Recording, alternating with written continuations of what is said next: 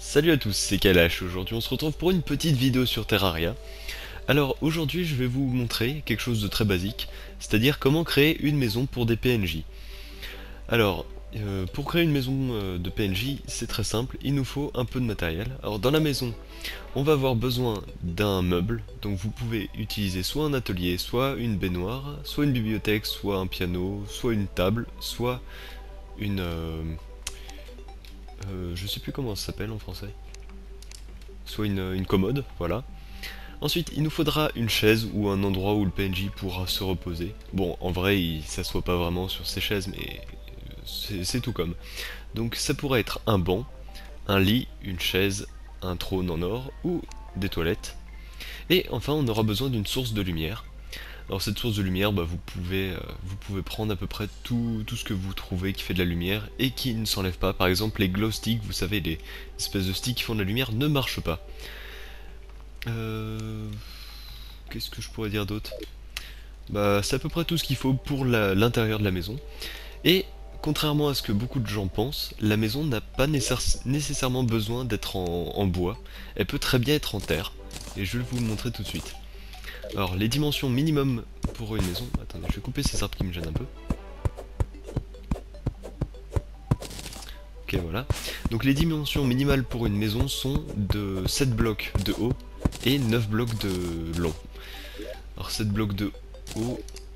mince, je fais n'importe quoi. 7 blocs de haut, c'est... enfin 7 blocs de haut, oui, oui. C'est comme ceci. 1, 2, 3, 4, 5.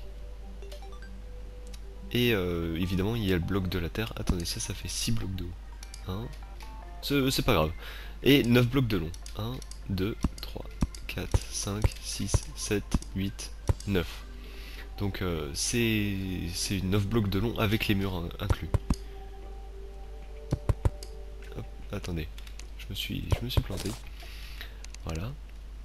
Et donc, ah oui, oui, donc il y a beaucoup de gens qui pensent qu'on ne peut pas faire une maison en terre. C'est normal, en fait, il faut que la terre ait été placée par un être humain. Donc je pense que c'est pas nécessaire de placer la terre pour le plancher, parce que je crois avoir fait des maisons qui n'avaient pas un plancher en bois ou un plancher que j'avais placé. Mais bon, je vais quand même... enfin, j'ai quand même changé le plancher juste au cas où. Ensuite, vous aurez besoin donc, de placer un troisième mur, qui peut très bien être un mur en terre, comme vous pouvez le voir là. D'accord, voilà. Donc je vais juste prendre un petit marteau. Ah mince, il me manque ça. Bon. Et voilà, donc il suffit de placer des blocs de terre, enfin de troisième mur. Donc vous pouvez le remarquer assez facilement.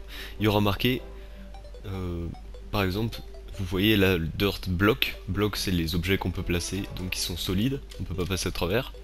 Et les dirt wall, par exemple, donc les murs de terre, sont des objets qu'on place en arrière-plan. Donc notre personnage va toujours passer devant, mais on ne verra plus le décor, donc vous voyez les sapins là, on ne les voit plus. Et ouais, voilà, bah, ce sont des blocs comme ceci. Et donc vous pouvez trouver par exemple des brick walls, des stone walls si vous jouez en anglais. Je vous conseille de jouer en anglais parce qu'il y a quelques bugs qui sont assez ennuyeux dans la version française. Par exemple, pour reforger. Ça, vous ne voyez pas ça. Normalement, je suis censé avoir un perso de niveau 1. Enfin, un perso qui est tout nu, c'est-à-dire qui a juste Copper Pickaxe, enfin la pioche, l'épée et la hache de base. Parce que franchement, ces maisons-là, c'est le premier truc qu'on fait normalement. Histoire que le guide puisse emménager et que le marchand puisse emménager aussi. Donc je vais prendre un meuble, une chaise et une source de lumière. Et voilà. Donc vous voyez, vous placez le meuble, tout ça.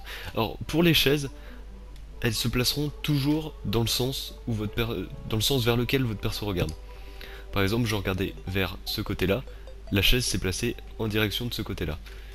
Attendez, petite démonstration. Voilà. Si je vais regarder comme ça, hop, la chaise se place de l'autre côté. Voilà, c'est juste quelque chose à savoir. Et maintenant, on va regarder, hop, cette maison est parfaite pour qu'un personnage puisse emménager dedans. Voilà. Mais petit problème, quand on ouvre la porte, hop, Regardez, par exemple, pour ouvrir les portes, c'est exactement la même chose, hein. Si vous l'ouvrez en regardant par là, elle va s'ouvrir vers l'extérieur.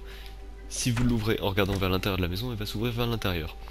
Et quand on regarde vers l'intérieur et qu'on regarde pour la maison, cette maison n'est pas valide. Alors pour remédier à ça, vous pouvez juste agrandir. Hop, attendez. Voilà. Vous pouvez juste agrandir d'une petite case votre maison. Voilà. Oui, donc ça c'est dû à la porte en fait qui... Je sais pas, qui empiète sur la maison. Je sais pas exactement pourquoi. Attendez, donc ça veut dire que je dois pas voir assez de murs. C'est pas grave. Donc je vais faire quelques murs là avec les blocs de terre que j'ai. Hop. Ça sera amplement suffisant. On replace notre source de lumière. Et voilà. Regardez maintenant. Donc cette maison est occupée. Oui, par notre guide, Kevin.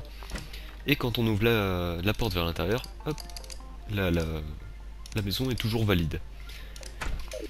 Donc voilà, c'est juste un petit tutoriel comme ça. Je pense que ça peut être utile aux gens qui débutent sur Terraria. Et ça servira sûrement à casser quelques petits préjugés. Par exemple, on peut pas faire une maison en terre. Si, la preuve.